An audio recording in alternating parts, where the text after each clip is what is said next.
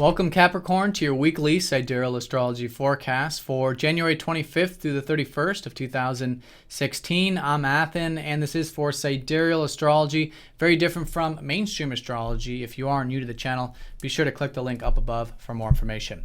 All right, Capricorn, so this week we've got Mercury going station direct on Monday, but when he does, he is within a 1-degree orb of Pluto, which means essentially, when Mercury slows down, and any aspects he's forming at this time, it tends to draw them out. So you can see this conjunction drawing out all week long, going exact on Saturday, and finishing up here, in the strongest sense on Sunday.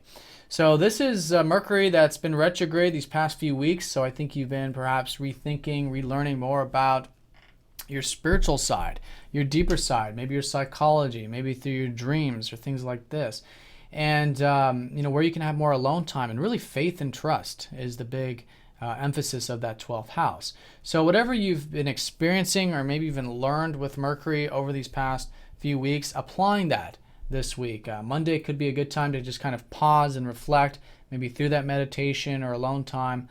Then as the week unfolds, applying these things and really making change. Pluto's been helping you really create change in your life so you can have more of that spiritual freedom through, spiritual liberation, which is about having that faith and trust in the process.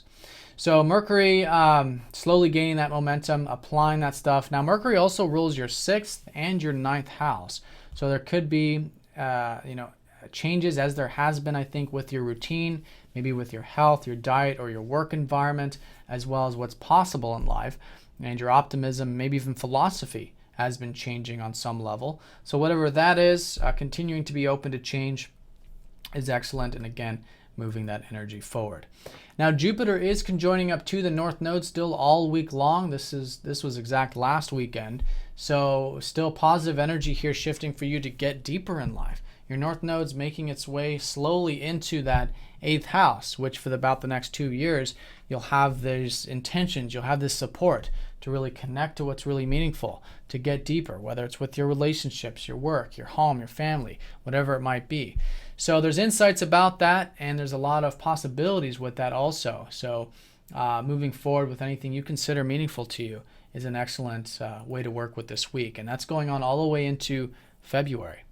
Now Venus is sextiling up to Neptune over the weekend at the same time as that conjunction with Mercury and Pluto. So there is this easygoingness about the spirituality. I think on one level, it might be deep, it might be intense, there's things transforming. But on another, Venus here is lightening it up. And that's nice to have Venus in this area. So I think you can enjoy the alone time or the spiritual time out, especially over the weekend with that sextile up to Neptune. Now going into next week, Mercury is going to be squaring up to Uranus, so there is change happening with those areas, of course.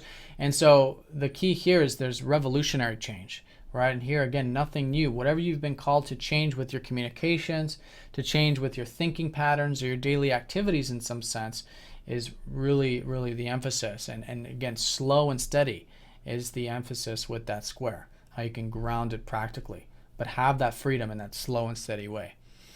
So that's the week in a nutshell. Now Mars is making his way into your 10th house. So there could be more drive and motivation for you to cultivate your career, maybe your public image, your public life, and anything you might consider your legacy. So good energy and motivation. Your energy levels should be quite high at the moment.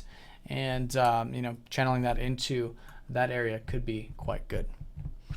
All right, and the sun. The sun is going to be in your 1st house. So happy birthday for those of you who have your birthday this week who are watching this for your sun sign. But for all of you, there should still be this motivation and drive, I think, to pursue your goals, pursue the things that are important to you. There's a lot of energy here to express yourself with the sun in the 1st house.